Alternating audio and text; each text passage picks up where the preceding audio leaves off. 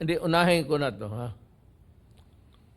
Itong mga legal fronts ng komunista, lahat yan, makabayan, bayan, they are all legal fronts. Gabriela, hindi yan sila, we are not red tagging you.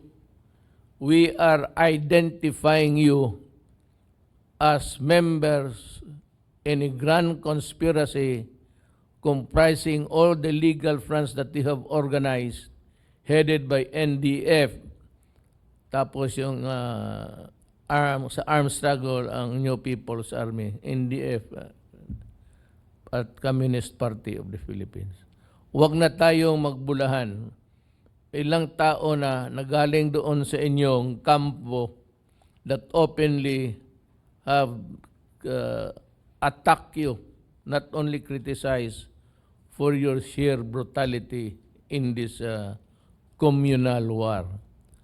Communal war ito, there is no longer any ideology. Wala itong mga komunista, wala ng ideology. Itong mga bandido, gusto lang nila umagaw ng gobyerno.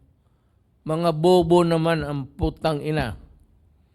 Sino ang mga bright? Si Sison? Yun yung bright si Sison? Sus Mario Josep.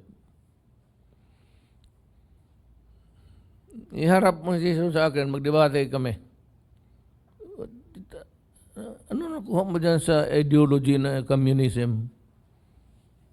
And you are accusing the armed forces of red tagging you. No, the armed forces of the Philippines is very correct.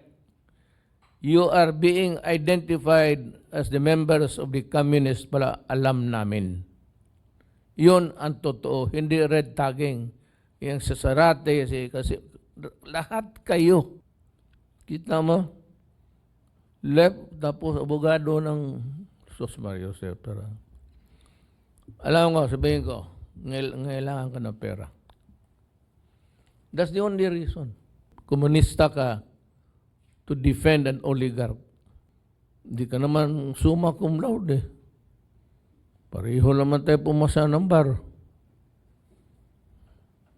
Kung magsalita ka, you make it appear that we are milking the government of...